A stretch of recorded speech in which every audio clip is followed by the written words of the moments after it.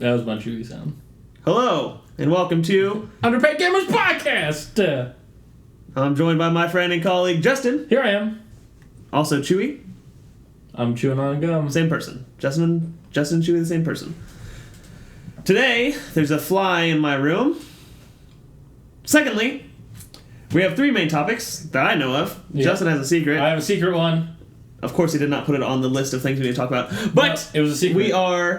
I'm talking about Pokemon Sun a little bit more in depth. Yep. We're going to talk about the Game Awards in 2016, and then, of course, PlayStation's Experience 2016.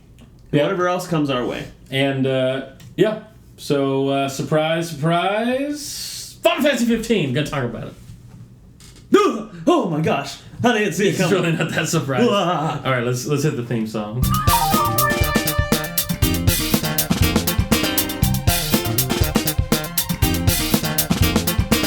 Pokemon Sun and Moon sets a new record for...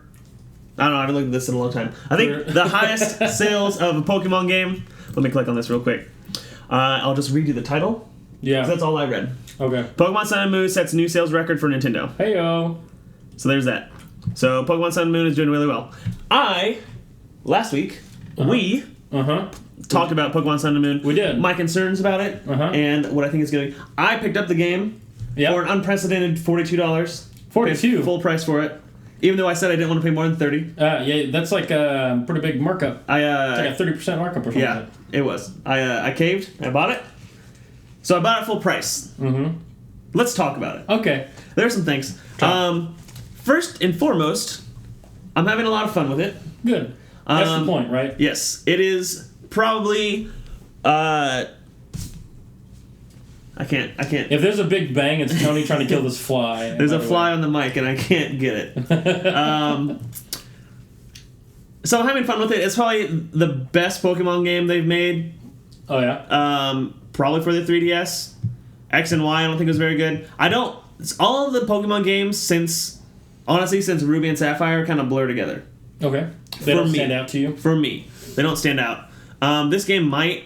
I know that when they first introduced the 3DS, they tried to implement like a 3D feature to the Pokemon games. So everything was out of focus unless you turned on the 3D on your 3DS and like kept it like a foot from your face. Then it looked 3D. They got rid of that. They scrapped that for this game. So the 3D thing on the 3DS doesn't work. Like, it doesn't do anything to the game, which is good, which means everything's always in focus all the time. I have been toying with this idea in my head, and I think Nintendo and Pokemon get a lot of, like people's approval for them kind of like slides. Like, if they do something wrong, or they do something bad, or they don't do something correctly, people are just like, it's Pokemon, though, it's fine. Well, I don't think it gets an adequate amount of criticism for the things that they do wrong. Okay. So almost every game generation they implement a new feature, and then the next generation they don't bring over that feature, whether it's good or bad. So obviously the bad ones you don't want to keep, but the good ones you do. Right. Why not keep it? But they don't do that, which is so weird because we've been playing with a 2-screen system for so long, from the DS to now the 3DS. Right. It's been like since Pearl, Diamond and Pearl. It's been like 5 generations. Where they've done something different with the bottom screen every single time, and they just can't make up their minds. So what they do in this one?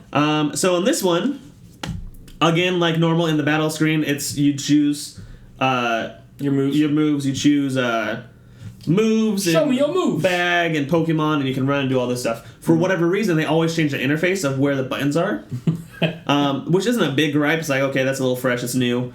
They're trying something that's fine. One of the things I really like on this one is instead of going all the way to your bag to pick a Pokeball if you want to catch something, if you're in a battle, just press the Y button and it brings up that item, like the last used item or whatever. That's nice. And it's like, here's a Pokeball. So that's always nice. But when you're not in the game, when you're not in a battle, the bottom is now a Pokédex.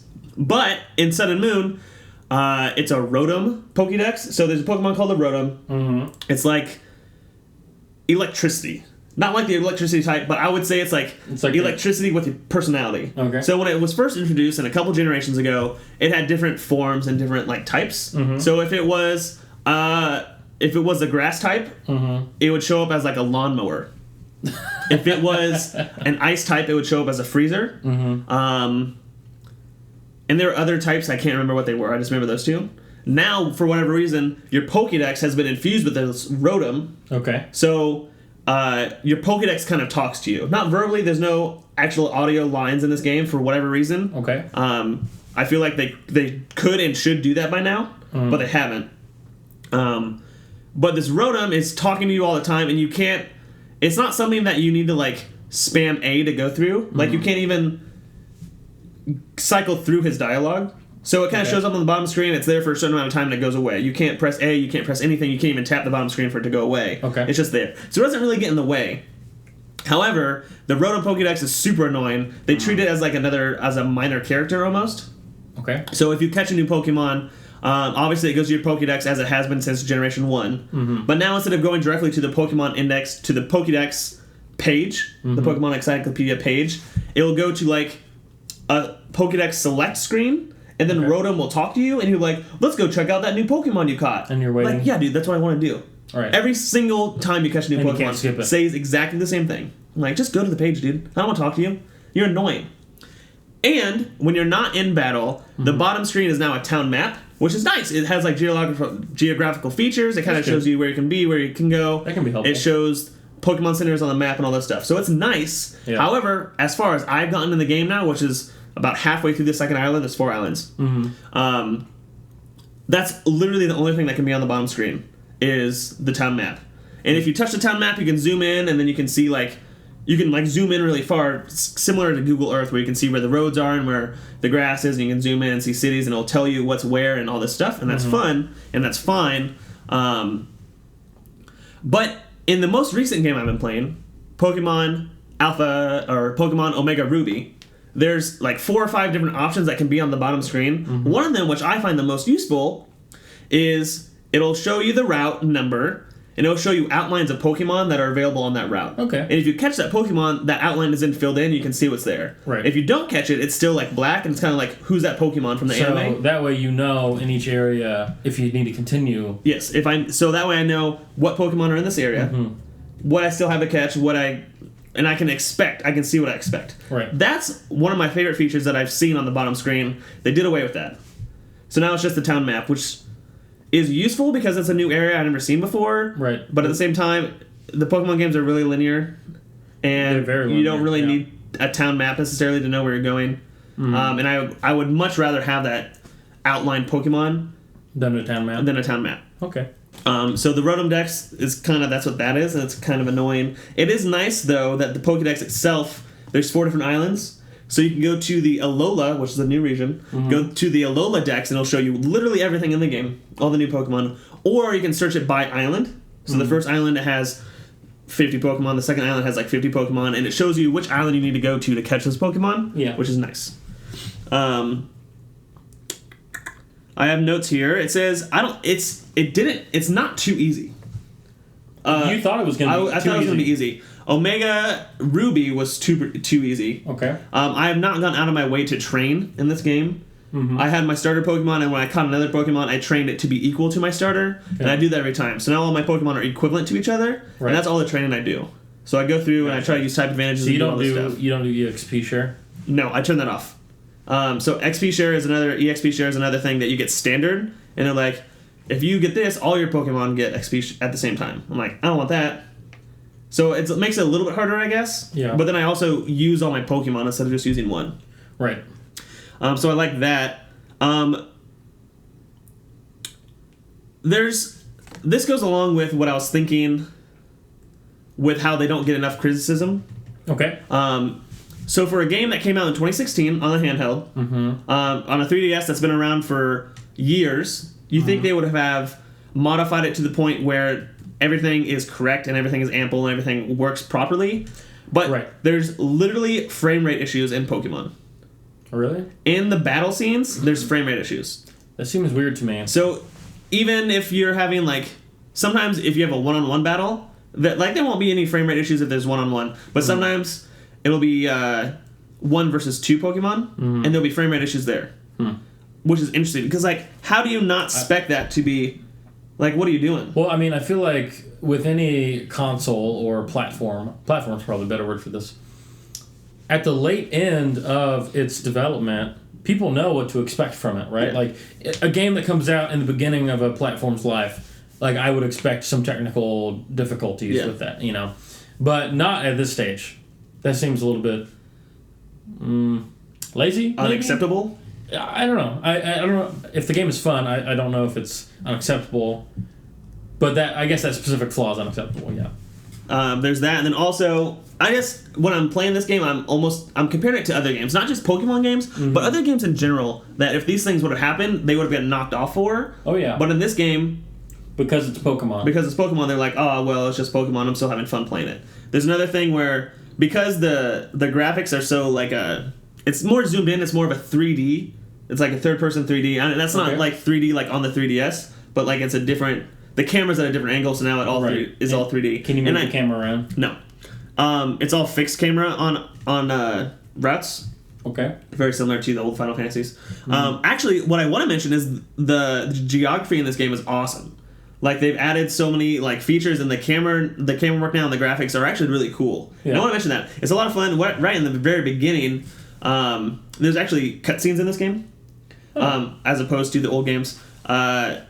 You like get in trouble on this bridge and it collapses, and it looks over this big old ravine of the New Alola region. I think it's like wow, this is actually really cool. Like I can't believe this that they have this in a Pokemon game. That's fun to see.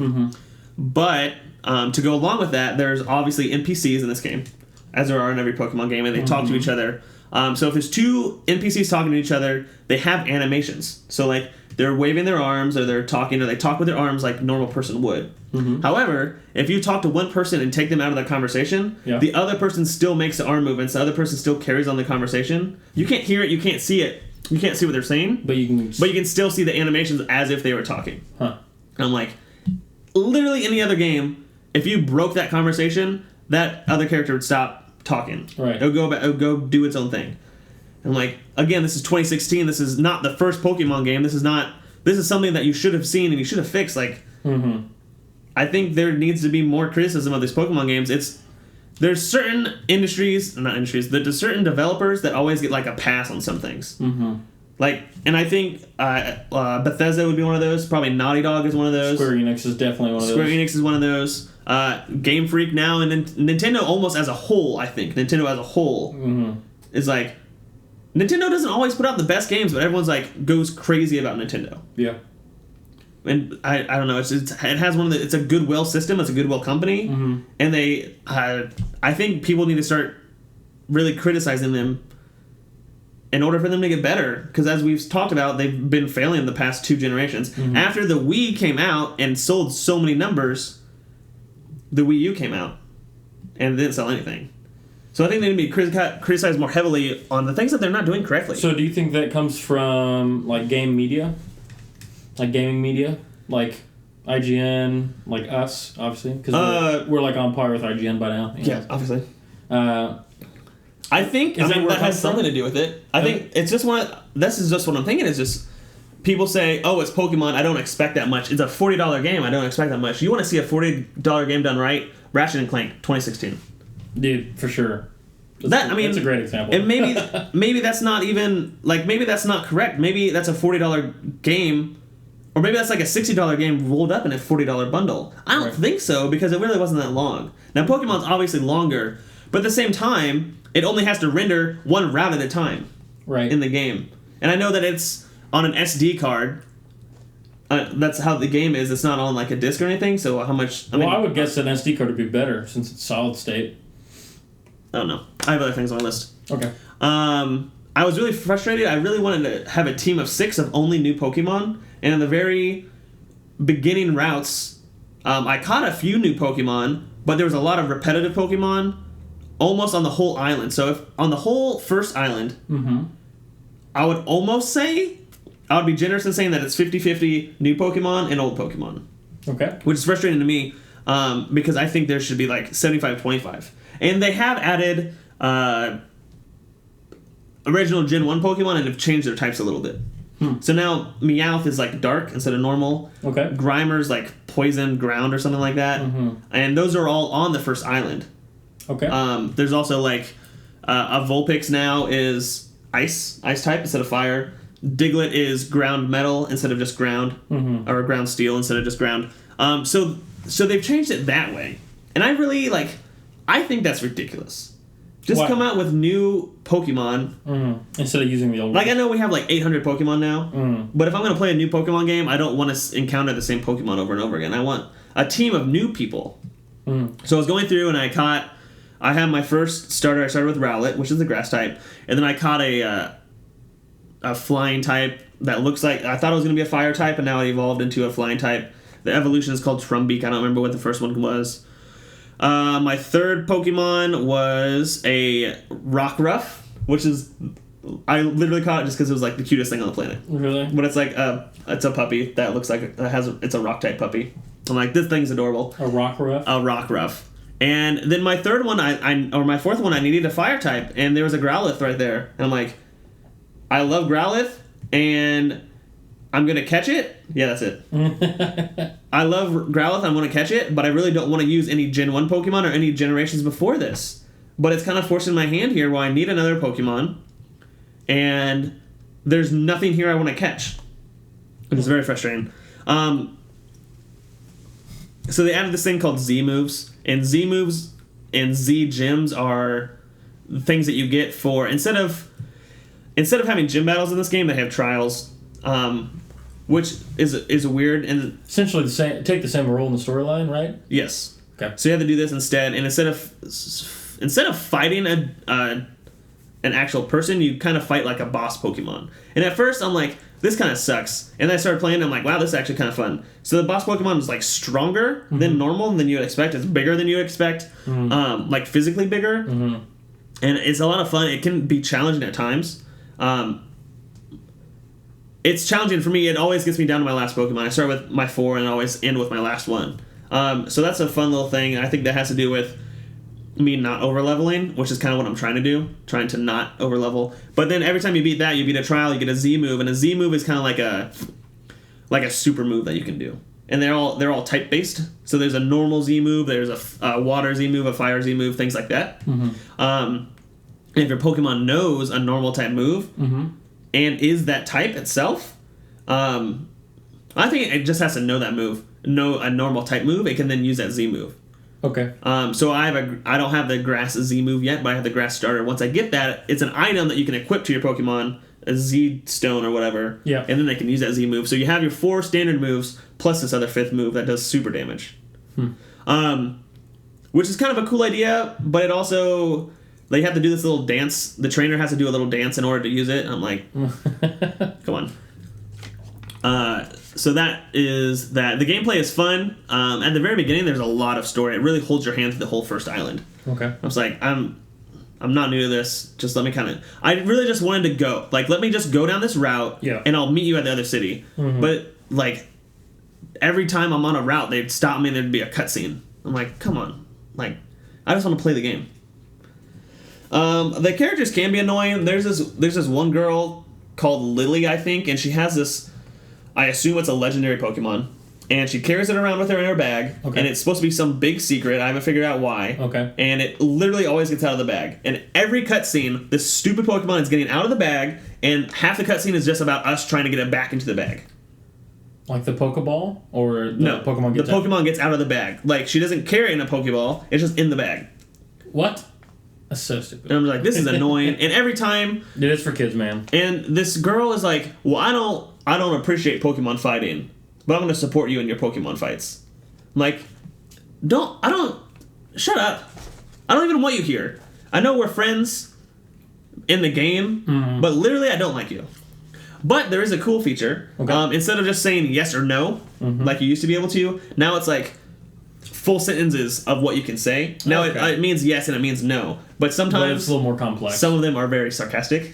And I'm like, yes, those are great. Adds a little snarkiness. I like that a lot. That's good. It's another issue where your rival's your friend. And we talked about this last week. He chooses the weaker of the starter Pokemon, so it's really easy. The trials, I mentioned, can be hard, so that's fun. They're always different. Did you lose in any trials the first time you tried it? I did have my Pokemon get defeated once. It was before a trial. I was actually battling a trial leader. So sometimes you have to battle a trial leader before they let you do your trial. And it was the first trial, and I battled her, and I was not ready, and my Pokemon were out of order, and I lost to that. And then I went back and did destroy her, but I beat her. Yeah. So that's fun. The first island is very much a tutorial. The first island is just kind of like... How long did it take you to get through the whole first island? I don't know, a couple hours probably. But again, I did catch 4 Pokemon on that. I had to level them all up to be equivalent, which is something that I just have to do, like mentally. We talked about this. There's no HMs in this game anymore. Instead, you have like specific Pokemon that aren't part of your party that you can do things with. There's not really any dungeons in this game. So like on the first island, there's one cave, and you go through, and it's not a mystery of anything you can do. It's not like it's not difficult. It's lit up. It's kind of just point A to point B. And that's the strongest, where all the strongest Pokemon are on that island, as far as I know, is in that cave. Okay. And there was another one just now on the second island where they're like, you have to go up this volcano, and it's going to test your strength. And I get up to the base of the volcano, I go into the tunnel entrance, and it immediately teleports me to the top of the tunnel.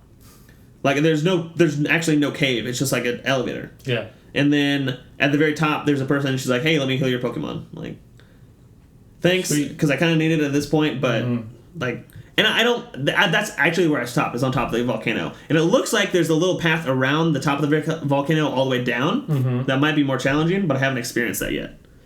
But all in all, it's fun. Like, so far, I haven't regretted paying the $42 for it. Yeah. We'll see what happens. I have a prediction. I don't know what the Elite Four is on this game, but I have a prediction that every Pokemon or every island has a guardian Pokemon. It's like a superpower Pokemon that is like mythological, but people can see. So I guess it's like a legendary Pokemon, right? Okay. And I assume, based on what the trials have been, that the Elite Four is going to be, you're going to have to fight each one of those Pokemon and then fight the champion at the end. Which I think could be fun.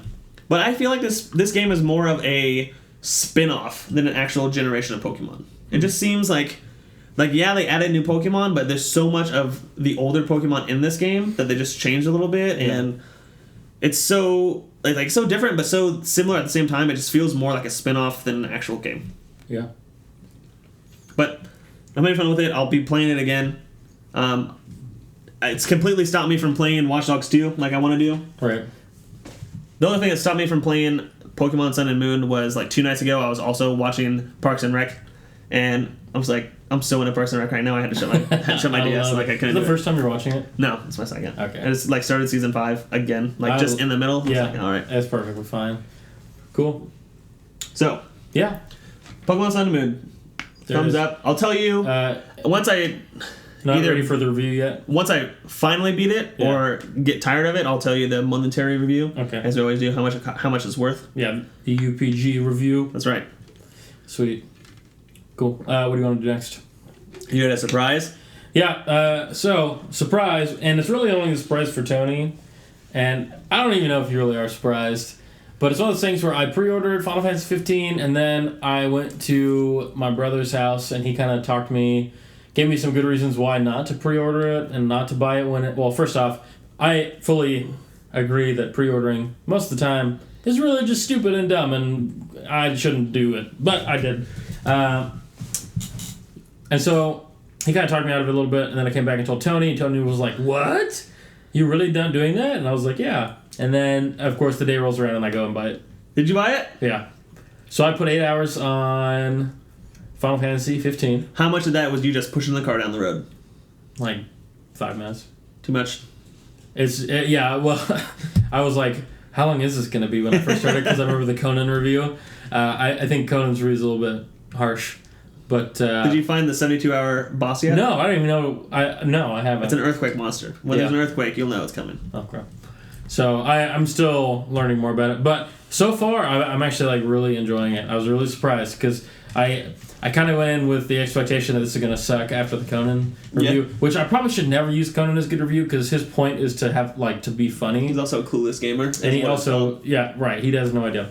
So, the game starts off with, classic JRPG cutscene of like a little bit of awkward voice acting. Like it's better than a lot of games. Like I bought Tales of Zestria and that voice acting is absolutely terrible. Yeah. Not that level, but this one, classic little situation. Their graphics are beautiful in this game. I feel like if the graphics weren't beautiful in a Final Fantasy game, they're always pushing the graphics. Every game, they've done that. And I feel like if they stopped doing that, scores would just plummet. I mean, I literally cannot think of a Final Fantasy game that did not push the edge of graphics at the time. Final Fantasy X-2. I just choose to forget that one. Does that one not count? That one doesn't count. I hate that one. So, yeah, it's a lot of fun. Combat system, at first I was like, man, this is going to be kind of dumb, because I kind of learned... I learned as I was like reading the back of it, and I did before I went, I did look at Metacritic to see what people were giving it to make my decision of whether or not I was going to go. It's been good. Yeah, it was at 86, I think. That's pretty good for user reviews, and like 80% for critic reviews. So I was like, that in the 80s, that's a solid game. That's a good game. That's a good game. Maybe not fantastic, but it's a good game. So I looked at that, and I looked at it again today, and the 86 had fallen to like an 83, I think, on the user side, but the critic side is still an 80. And, combat is a lot of fun. It reminds me a little bit of Kingdom Hearts in some ways. Yeah. Is this Kingdom Hearts 3? It might be. Are they going to just be like, oh yeah, Final Fantasy was Kingdom Hearts 3? Yeah, right now I'm waiting on this boat that I can go across the sea, and what if I just go across, and then there it is, Mickey and Sora. Like, what? And Riku. And all those people. Yeah. Twist of the century. I would be like, what is going on? I'm on chapter 3 of the game. It goes by chapters, kind of like Final Fantasy 13 did. And there's some like really fun features in this game that I did not think I would enjoy, but I'm enjoying. Such as the music in the car. So it's open world. Well, it's like a limited open world, I guess. So you like unlock regions essentially. Okay. As you go through the story, and can you fast travel in the car? You can fast travel. Okay. I'm like, you don't have to drive. You don't have to drive. There are incentives to drive. Because, like, when you're just driving around... Picking up chicks. Hot babes. Oh, girl. You can also customize your car, which I made mine look sick. Definitely. Yeah. Is there any room in that car for hot babes? There's like 5 guys. There's no room, is there? In the trunk. of the 5 guys, who would be most likely to sit in the trunk so there could be a hot babe in the car? Prompto. He's like the flamboyant... He's like, I don't care about girls, I'm getting right back here. He's like always taking pictures of himself. Wow, that sounds totally annoying. What are the characters like in this game? He's really not as bad as I thought. Like I went in knowing that I probably wouldn't like him, but so far he hasn't been like super annoying. Because a lot of the stuff that he does in the car, like they'll talk in the car without you actually hearing what they're saying. They're just like doing actions in the car as you listen to music. Yeah. Sometimes he'll like turn around and like give himself a selfie or stuff. And the big brute guy is like always just, he's like, oh my gosh, stop it. Is he always like ticked or he's always flexing? He's just like ticked. He's like, I'm done with this. It's so stupid. They give him crap so much. It's funny. He's the high HP of the group? Yeah, he's like the tank. Can you use... So there's 5 characters or 4 characters? There are 4 characters. You can use them all at once? You only control Noctis, who's like the main character. He's like the prince. The prince. Yeah. Of course. The other guys fight with you, and you get customize their gear, and you give them like weapons, and you can craft magic for them and stuff for them to use, but... you really can't control them. What's their AI intelligence like? Like, do they do what you want them to do? They're really good. Like, there was one... there's one fight where I literally was about to die and I ran, and there's this like cover mechanic that speeds up your HP recovery, and I like hid, and by the time my HP was like 75%, they'd killed everything. Wow. So and you get experience for the kill. Yeah. I assume. Yeah. As all together as one. Is there a combo feature as there was in Final Fantasy 12? There is a combo feature. I mean, if you kill the same beast over and over again, it raises the combo multiplier, and then you get more experience and more items and things like that? No. Not that. But there is a bonus to experience if you don't camp. So, like, one of the features of this game, and it's kind of different, and at first I was like, I don't understand this, but I kind of like it now. You actually accumulate XP as you do, like, random tasks. I mean, it could be anything from, like, doing some small little side quest of, like, hey, can you go take this over to some X who's over at this one place? To, like, doing, like, a monster contract, like a hunting contract, and killing a really bad one. You don't level up until you rest.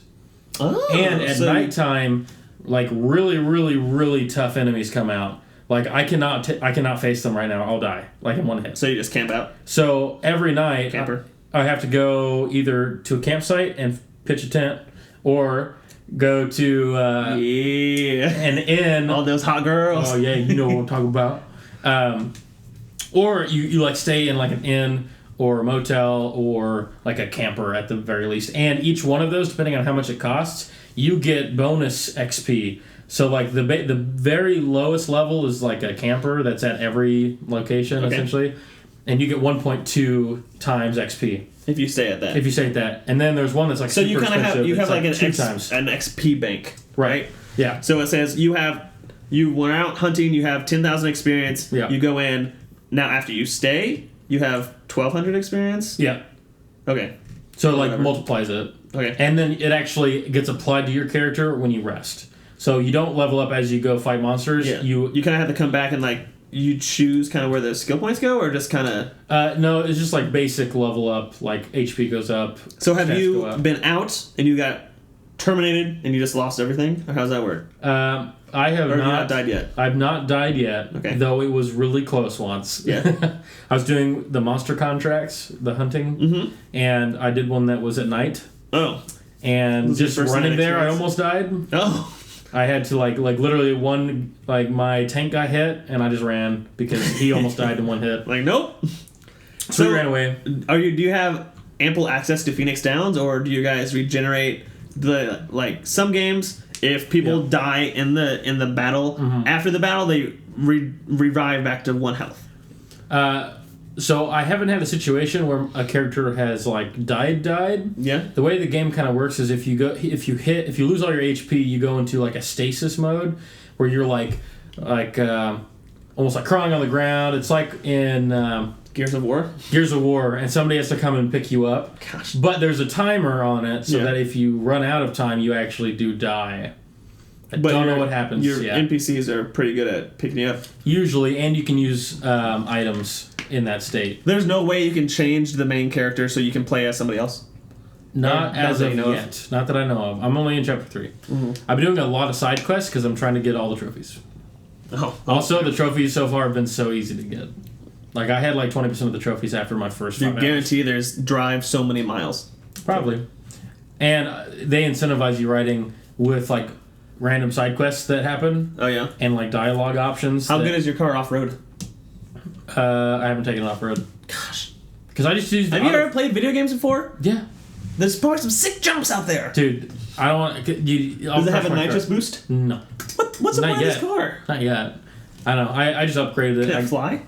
Not yet. Dude, it's a brand new car. I just got a new paint job.